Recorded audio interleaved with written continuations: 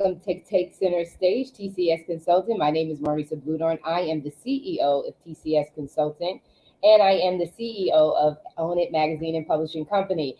Taking center stage and owning with me again this week as Jacqueline LuLu Brown, who's a sweet executive and a business coach. And we're here. We're still talking about the heart. We're talking about the heart and leadership.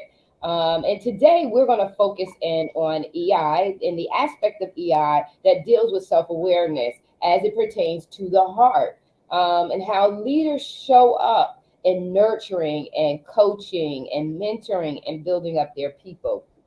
And so when we think about self-awareness in this area, Lulu, what comes to mind to you first? Like when you think about self-awareness, emotional intelligence, LMX, leader member exchange, what comes to your heart? What comes to your mind and your heart in regards to how leaders show up in this capacity? The heart is very important. First, I from experience, I've seen where that part of it is considered emotion. You're supposed to suppress it. It has nothing to do with your role. It has nothing to do with you being a leader. You can't bring that into the workplace. And so there, in some cases, is a lot of condemnation of actually allowing a leader to go through what they have to go through. Because if we as leaders are not literally dealing with our own emotions and everything that's going on, then we're not going to be able to help the people that we are leading and trying to bring along. So when people say emotional intelligence has what I'd like to refer to as layers. It's not just emotional intelligence is this, and it's a straight definition, and there's a cookie cutter way that you apply it.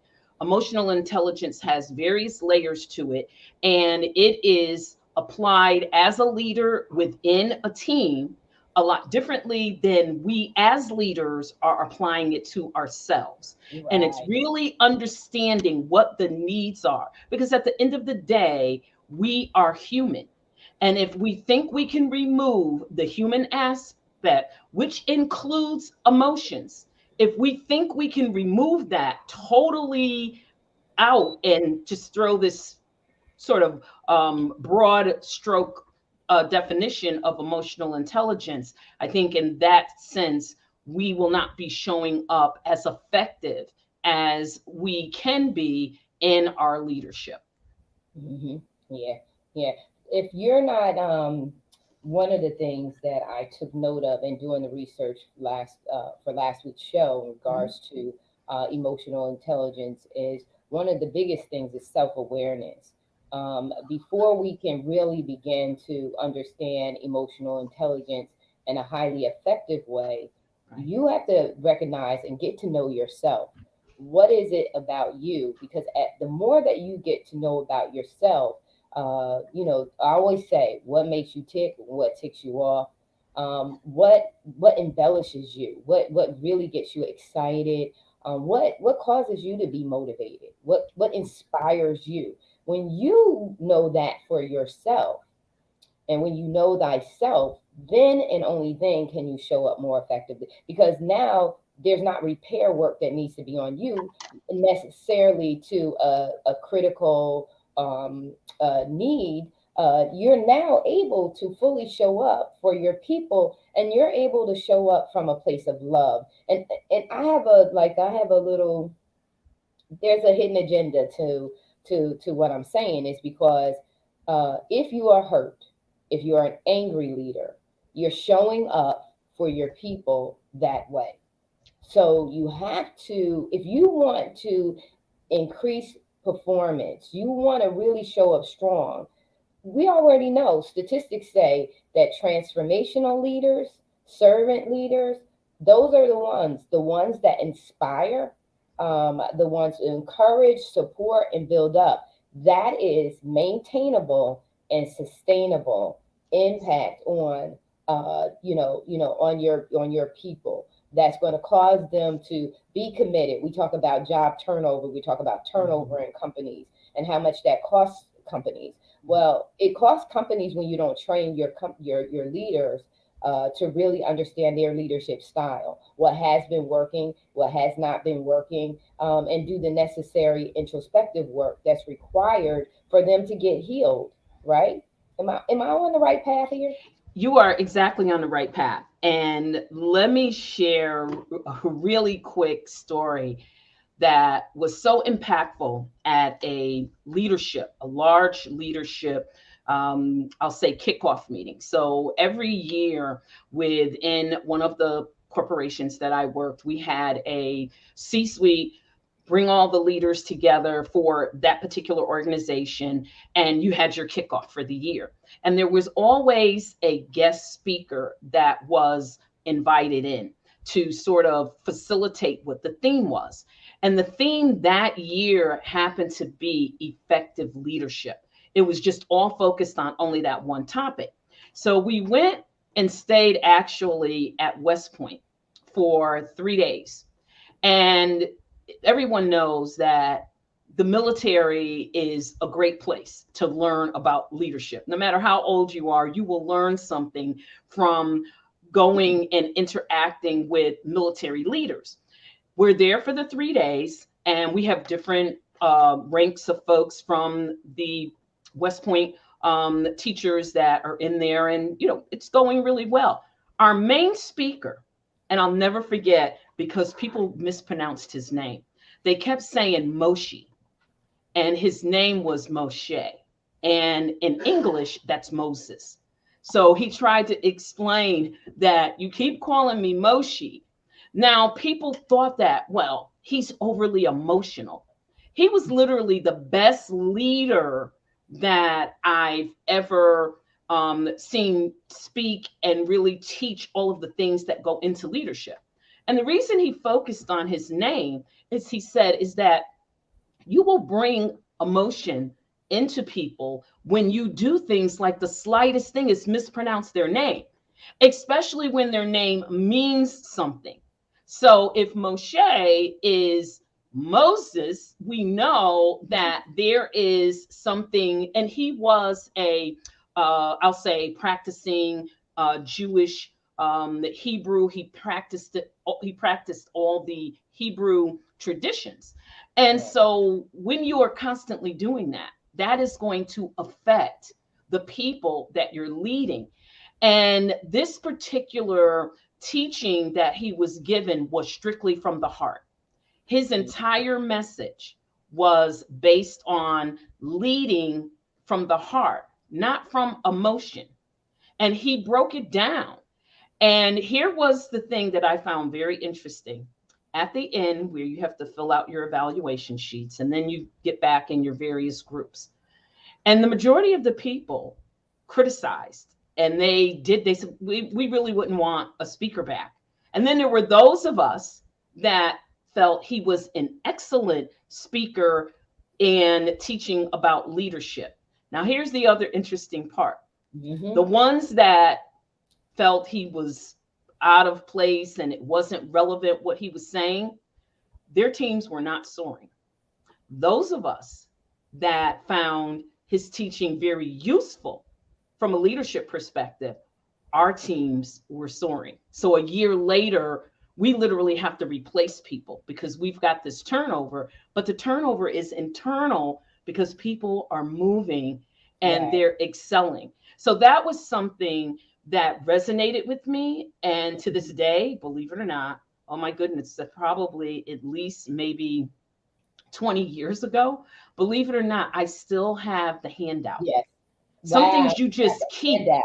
Yes, you just keep. And so, sometimes you need to get rid of stuff, but I still have that handout because that helped me excel as a better leader, because I think that we can always grow as leaders. And that was a real important piece that I learned about the difference of leading from the heart versus emotion.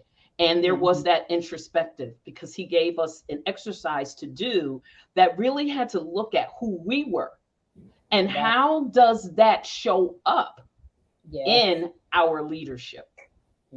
Maya Angelou said, people don't remember what you do, they remember how you treat them, and how they experience you, how you made them feel.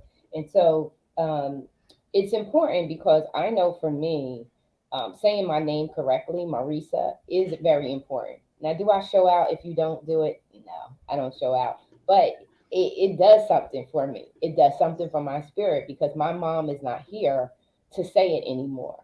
And so when I hear it, it's just a reminder of her voice. Like, oh my God, I love hearing my name said correctly. So with that being said, when someone feels that good, you can give them charge as a leader over a task and know that they're going to get it done. You get more bees with honey, right? Right. Very, So very true. yeah, so shout out to our leaders. It's so important that if you are hurt or you are wounded in some capacity, go and get the help that you need. Organizations have these programs out there, and I can't remember. Princeton University has a organization too that they go to. Like it's because of all that went on in the 80s. Corporations have made adequate resources for people who are having emotional challenges, family challenges. That Family Leave Act was so important. Hello, Regina, and thank you for chiming in with us this morning. We really appreciate you. The Family Leave Act did a lot of things because people were stressed out, specifically women trying to balance work and life. And so so leadership needs to not be ashamed. Let's rip the shame off of going to get help, going to get healed. And leadership needs to forgive. If there's someone that has done you wrong, it's the same thing that we have to do as people in our own lives. There's what we call the spillover effect. And I'm going to keep saying this until people understand that all of this spills over into the other area. That's why with my coaching and the things that I teach and business and career development is that you can't take yourself away. No matter what, you are going to show up in your life. You're going to show up in your career. And if you're courageous enough, you're going to show up in your business. If you start a business and launch a business. So it's critically important for you to realize there's a spillover effect. Your life is going to spill over into your career. Your life is going to spill over into your business. Your business is going to spill over into your life. Your career is going to spill over into your life. So the way that you navigate through that is get yourself healed. No matter what title you have to get yourself healed. And it's a process. Forgiving yourself. One, you got to own it. That's what own it is all about. You have to own it. And TCS, Take Center Stages, take center stage. This is the runway of your life. Take center stage and own it. Own it. Don't waste time toddling with foolishness. If you're unhappy and you're unfulfilled, it's time to get fulfilled. You were meant to have a flourishing life, and certain circumstances are going to happen. No matter what, somebody's going to do you wrong. No matter what, you're going to have a failure. No matter what, you're going to have a bad hair day. No matter what, you're going to show up late. No matter how much you try to show up in life and in everything that you do perfectly, it's not going to happen. Just own that. And then if you are hurting or wounded and you know that that's spilling over and oozing out of you, just get it checked. All you got to do is clean it up. Go, get the help that you need. If you're a spiritual person, go to your pastor, go to the elders of the church, go to wherever, get your spiritual healing. If it's psychological or emotional, get the psych help you need. There's nothing wrong with getting psychological help. My background is, my general degree is psychology. My master's is IO psychology, which is business psychology. So I really understand and I support getting therapeutic help. Why? Because it will reduce your stress, right? It'll help you gain your life back. Own that you're never going to be perfect, and that's all right. As my daughter says, when it's not a good day, I'm all right with that because I know that they're going to happen. But the key is, as leaders, you are responsible for the well being of your people. You chose to take this role. And if you chose to take this role, it's your job to show up for them at the best level, as much as you can, as often as you can, so that it helps them, because they have dreams and ambitions. They have a vision.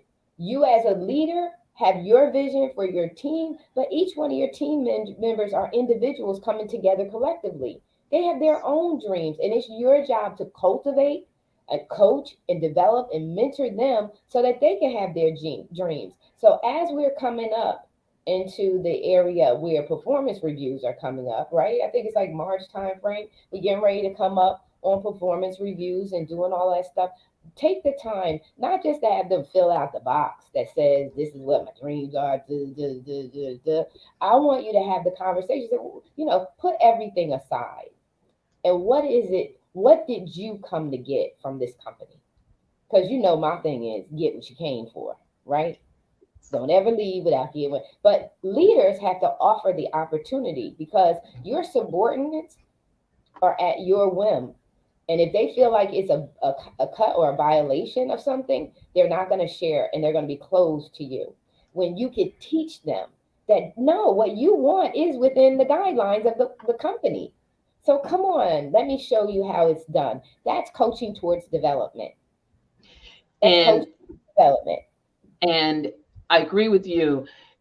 We can't have self-development and succession planning check the box. Okay, I filled it out, and this person is ready right now. This person is 1 year away. This person is 2. And then you just check the box. But then when the next year goes by, the person that you said was ready immediately, where are they?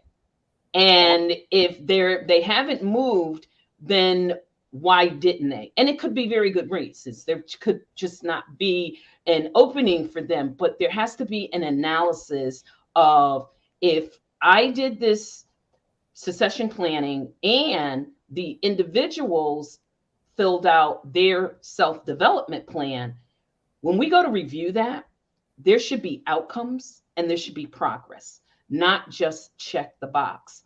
Mm-hmm. Another piece is corporations are, they in the past, they've invested in programs like EAP. And it sometimes is a stigma that, oh, well, I don't want to go to EAP. It's really not confidential. Those are important programs that companies provide. And as leaders, we know that there's confidentiality, but there's nothing wrong with a leader saying, have you reached out for EAP? The leader doesn't need to know anything more than that, but just encouraging employees to take advantage of what is available. Those are available programs that they should utilize. And COVID taught us a lot. COVID taught us a lot about ourselves. COVID Right. taught us a lot about leaders. It taught us a lot about just human interaction and how critical and important it is. And that there are pieces of technology that cannot replace the human aspect of leadership. You cannot take technology and replace every single thing that a leader needs to be successful. Right. Right. And that's so important. So I want to say thank you for Regina. Regina and Tiffany are like blowing it up over here with their comments. Good morning, ladies. Great conversation. Hello, ladies. EI is everything. Regina is well said. And when you talked about the pandemic, Tiffany and Regina said it sure did, and that's real talk. Yeah, it is. And the one thing is for sure is that I know when you talk about career, coaching towards development, you look and you see if a subordinate is coming to you, and every year they have a set of goals and they meet those milestones. But there has to be a what's next. What's the next level? There has to be an offer to the subordinate to say, hey, well, these are the opportunities within the company. And again, we spoke about it last week when when a leader is confident in their position, they want to make sure that they're picking someone in the department, is in the organization that's able to take their place. Because how many times have we come in and someone's gone, they passed away, something's happened and they have to leave the job. Well, then you have that, and you went into depth about how when that position is not filled, how much it costs the company, and how much recovery time it takes to take. These are the things that when you're an employee, if you do not have that CEO mindset, you just have what we call the worker bee mindset. You just I'm coming in, I want to collect my check, and I'm going to be out.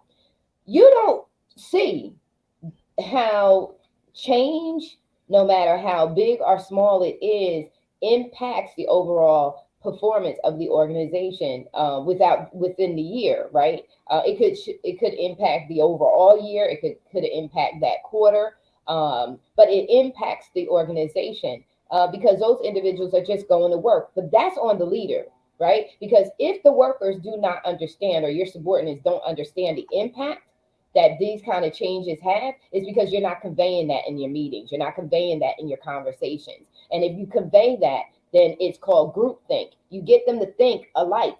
You get them to grab in. You get them to grab and understand what's happening with the organization. You get more of their buy-in and commitment because now they're connected. They're connected emotionally. And it's a good connection emotionally because you want them emotionally tied into your organization in a positive way. Robin and I always talk about POS, perceived organizational support. Are they understanding? Do they really see that the organization has their back? Do they see their company as a second family? Because that's kind of what you really want them to do. Because then they're committed to the organization as they are committed to their family. They want to see, and we talked about back in the day when people stayed at their jobs 20 and 30 years. They stayed because of pride. They were proud of where they worked, and they were not ready to give up that pride. And when they went to social events, they talked about their job because they were proud of their job. And now you hear in social conversation, well, I ain't committed to them because they're not committed to me. That's negative, adverse POS. And they're not. And that's where you see job turnaround. But that's leadership. Leadership is responsible for how the subordinates look and see and perceive their company. It's a culture. It's a subculture within a culture, right? Your department is a subculture because of how leadership is run. And so getting back to my point is when you're coaching towards development and we're entering into these performance evaluations and performance reviews, we need to charge this to say, when you do that, what's next for the support? What do they have to work toward? What greater job title? What greater salary? What greater bonuses? Be transparent. Tell the people about the bonuses. Tell people about the bonuses and tell them about the opportunities. And so I know I've rattled for a minute. LuLu, I'm going to give you a minute because I know we be on edge. We're on edge because this speaks to the heart of what we do. In our own businesses. Exactly.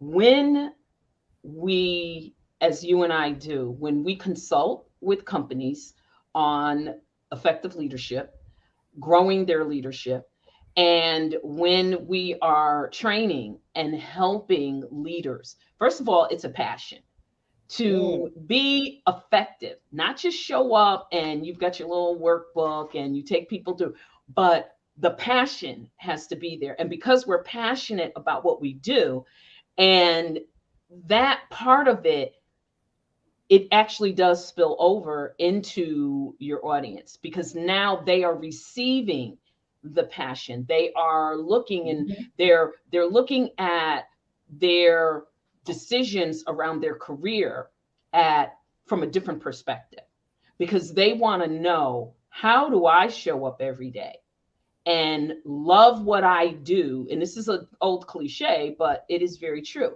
How do I show up every day and love what I do so much that I would do it for free? Right. And, I tell people all the time, they're shocked to know that, wow, you were in IT and engineering for 40 plus years. And where does all this other stuff come from? But there was leadership and the passion for helping people to exceed and just move into the area that they wanted to, or there was the passion for growth. Yes. That was at the core. You Yep. can see technical, or you can have technical leaders at the C-suite level, and they can be brilliant. They can, I used to have a tagline specific for our group, because again, we're talking about mindset and leadership. And the tagline was innovate to add value. And it was all about technology doesn't drive your business objectives. We have to know what the business objectives are. And we have to let that drive the innovation that we're going to come up with. And in that part of innovate to add value, it was also, how are you innovating yourself that you add value? And you add value in such a way that it can be tied back to shareholder value. It can be tied back to what shareholders are looking for. Because when you're doing that, your ability to grow, it does become endless. You really do have the ability to grow, and leadership has the ability to have those folks go from one level to the next level to the next level. I think that what we've moved away from, for whatever reason, we've taken, and you mentioned the heart, we've taken the human aspect of leadership and set it aside. Because in some cases, we don't go to the office anymore, and we're not sitting across physically in your executive leadership meetings, and whatever you're doing on a monthly, on a weekly, we're not sitting across from each other. And now when we're doing things virtually, it's easy to turn our camera off. We're there, but are we really there? Right. And it's also, as the generations are coming behind us, we are not always, and because I don't want to say that this is everybody's doing or not doing what they need to, but in some organizations, we have to bring the next generation along and let them understand that there is a human aspect to leadership. And you have to have that connection, and you have to have that emotional intelligence in order for everyone to succeed collectively. So the decision is, as a leader, are you concerned just with you and your little team and being, the star? Or are you looking at your peers? Are you looking at the organization, the part of the organization that you're in? Are you looking at that collectively? Are you having a conversation with your senior leadership to say, I notice that Jane is really struggling with the project, and I'd like to know what your thoughts are. And you're having this with your leader. I'd like to know what your thoughts are. If there's some bandwidth within my team, what your thoughts are with us sort of integrating, because I want her to succeed. And I want my other peers to succeed, because you mentioned bonuses. Well, bonuses are based on overall corporate performance, but then it's overall organizations within the corporation, their performance. Those are all the things that we as leaders don't want to be afraid to talk about. And believe it or not, the CEO level will appreciate someone that says, hey, what do you think? Versus, I don't know what she's going to do. There's a meeting and you're giving your monthly report out, and your peer there's going to be this long conversation around what objectives they're not meeting, and they're in trouble, and you just sit back and it's like it's no big deal. That's not a good leader. No, and it's not. So of course, CEOs, senior level executives, of course, they want to have an answer to the problem, because again, at the end of the day, it's their performance. Unless they are detrimental to their own self, if they're self-sabotaging, that's different. But if they are really truly want to succeed, they want that's the mindset. And we talk about mindset back in January, which is coupled with what you do in your heart. How you think is how you act and behave, and the things that you carry out. So it's not the norm. It's more the norm to cut throat. It's more the norm. Let them swim. She ain't helped me. So, well, guess what? No, she didn't. But let's set the tone for a different agenda. Let's shift that. Let's be the interrupters that bring positivity. Let's not be the interrupters that interrupt and cause chaos and confusion. Let's be the interrupters that say, no, coming together, teamwork really does make the dream work at all levels. And teaching that as they come up. When you think about succession planning, you want to think about that as you bring people up. You want a cultured mindset of succession, coaching towards development. You want to be able to move your people up. If you do that, innovation will stay clean, fresh, and new, right? It'll stay vibrant. It'll be trending currently. It'll be that current trend set. Why? Because Tiffany talks about when you are on that hamster wheel, it will cause you eventually to get sick. So we need to really be, we need to be cultivating. And when you are, this is why I say self-awareness is absolutely 100% critical. Stop running from the mirror, start looking in the mirror, and start fixing what you don't like. That's how you fix it. That running from it is all going to cause all these other things to happen to you. Sickness, stressed out, avoidance, right? Depression. All that comes from not just looking in the mirror. And I'm saying this realistically. If you got something going on that can't be like physically fixed or whatever, you got to fall in love with what you got. You got to fall in love with what you got. Some people look at somebody's shape and say, I wish I had that. Well, love what you have and work with what you have and make it the masterpiece you want to have within the confounds of what you can actually do, and be content with that. But what I'm saying is we got to start making decisions that will lead and showing up the way that we'll feel good inside. Because if you feel good inside, it bubbles up and it spreads. Like you said earlier, when you're talking to your people, when leaders are talking to you, it's transferable. Your energy is transferable.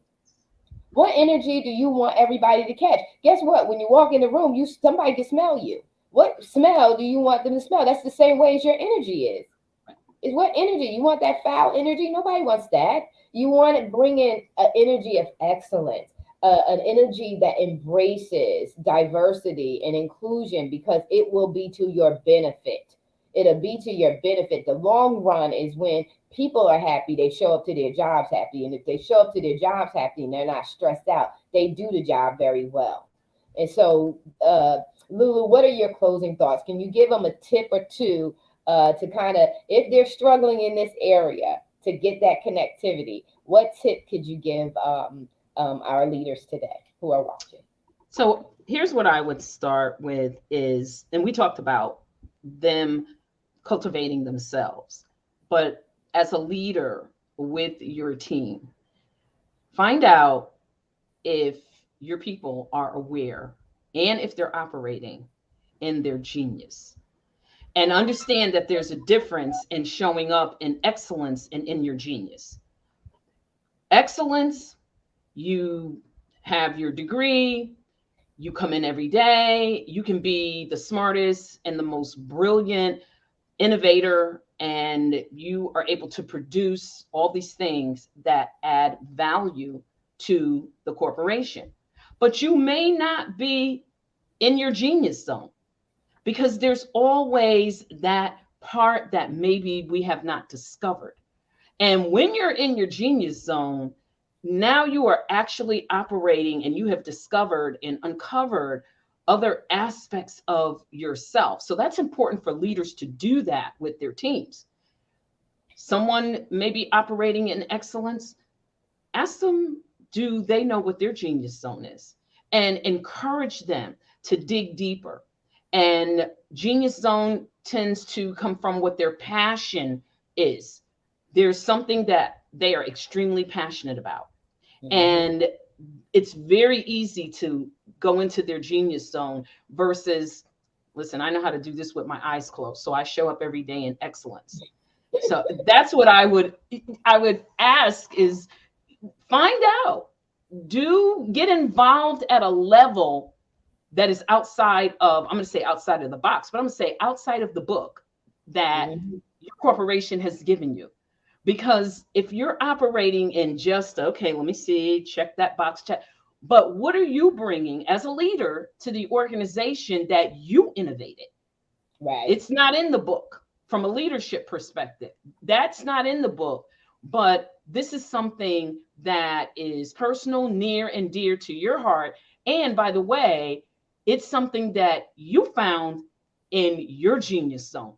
And now you can take and bring that to the team so that they can discover and go to the next level. Yeah, yeah, and that's the key. When you first start giving that tip, the first thing that came to my mind was the 360-degree feedback. Was for them to do that, for them to get the feedback so that they know as a leader how you're showing up, because the 360-degree gives it by all different views how you're showing up. And like I said, we kind of isolate certain mindsets, training, and triggers to leadership. But if you just do that to the people down below, then guess what? They'll start realizing, and you'll awaken them to show up in a better way. So the 360-degree would be my tip, is to take the 360-degree as a leader. Get to find out all your people, even your family, because 360-degree, you can actually include your family in that feedback too, as to how you're showing up at home. And so I think that that's something that's good for leadership to be awakened to, to find out more, and then identify some of the people that are some of your subordinates that are showing high performance or showing you something that's standing out about them. And have that one-on-one conversation with them to say, hey, I see you, and I see you showing up, and I want to see what did you come to get? Like, you came to this organization, what did you come to get? Because I want to make sure that you get it before you leave. What's your long-term plans, and try to think about them. Think about your people and let them know that they're on your mind, that they're not just showing up to the job and you don't care. Show up and let them know that you care, that you see them. And if there's anything in your power based on how they're showing up and improving to you, and don't be threatened, because if they are go-getters and they speak out, do not be threatened, because those are your up and coming leaders. They're the ones that are going to tell you things that you may not want to hear, but you better hear it, because it's going to save your project, save your performance level. You're going to want to hear it all. And so that would be my tip for the day. And I think that we're going to dive into the 360-degree as we move into the month of March. So I'm looking forward to that. That'll be great. I want to just say thank you to everyone for chiming in today. And then LuLu has one quick point that she wants to make before we actually leave you for the day, and wish you best wishes for the weekend. LuLu, go ahead with your point. You said something that was really key, and recognize that talent that comes in the door may be overqualified for what they were hired for. And I've been very fortunate to be under phenomenal leaders and some really bad leaders. But the phenomenal leaders, one of them, I just started at a company, and I wasn't there more than probably 2 weeks. And I had a one-on-one with her, and she was senior to the person that I was reporting to. And she asked him a question. She said, why did you hire her at that level? Because that is not where her talent is. And within, I would say, those, because just all the HR stuff, within those 9 months, I was literally promoted to a higher role and more money. But that's like right out of the gate, because that leader, and again, she's a level above the person I'm reporting to. So one, it's a leader that's paying attention to what's coming in and out of her organization. And as a leader, she was pouring into the individual I'm reporting to say, you got to pay more attention to the talent, because we have a gap over here and she should be in that role to close that gap. So Yes. examine and make sure that you're looking at what's coming into your organization and that they're in the right role, because they might have the capability to provide more value that you may not see. Yeah, and that's an inventory, skills inventory assessment where you inventory the skills that you see coming in. And then you have to do really, really have to do the assessment. That means that you have to be proactive in how you're watching and observing your subordinates. You don't show up to the job and lead and just delegate. That's not developing your people. That's just giving them, that's task management. That's a leadership style. That's really task management. And so in closing, Airly says, excellent. Always learn a lot of things from you. Thank you for sharing with us. Absolutely. It's so important because we show up as leaders, not only on the job, but we also show up as leaders in our home. And we have to do the same thing with our families, like with our children, looking at watching how they're learning and growing and what are they naturally drawn to, so that we can help and surround them with the resources. It's the same thing. They're parallel. You can help your children a great deal by doing this assessment and checking in with them as well, and saying, hey, what do you really like? What did you enjoy about that experience? Was that something that you love to do, you enjoy to do? And I'm saying this for both your subordinates as well as your children. We're out. This has been such an incredible session. I'm looking forward to more of these structured, feedback and insight and all that other good stuff, because our leaders need a more soft approach to the leadership style, not all just the training and development, but also the softer side of the connectivity, because that's where the gap in performance is. You got to connect with your people. This has been TCS Consulting. You've been here with Marissa Bloedoorn, the CEO of TCS Consulting and the CEO of Own It Magazine and Publishing Company. We're excited, and we're brought to you by both. We're here with Jacqueline LuLu, who is a retired C-suite executive who's now doing her thing with consulting work. We both consult organizations and work with organizations on change management, leadership, effectiveness, and she has the Revolution Ascension business as well as academy. So if you're interested in the Revolution Ascension Academy, please reach out to her directly. You can find her on all the social media platforms. She has a beautiful face. You can find her anywhere. And so just make sure you connect with her directly. We will be back here again next Thursday at 10 a.m. We have a big team. Some of the team members will show up. Some of the team members will not. We're all independent CEOs working out there trying to make a difference and bringing you a better place or a better pool of leadership. How about that? Trying to bring you a better pool of leadership that leads from the heart. Take care. Have a wonderful rest of the day, Thursday, and enjoy your weekend. We are out.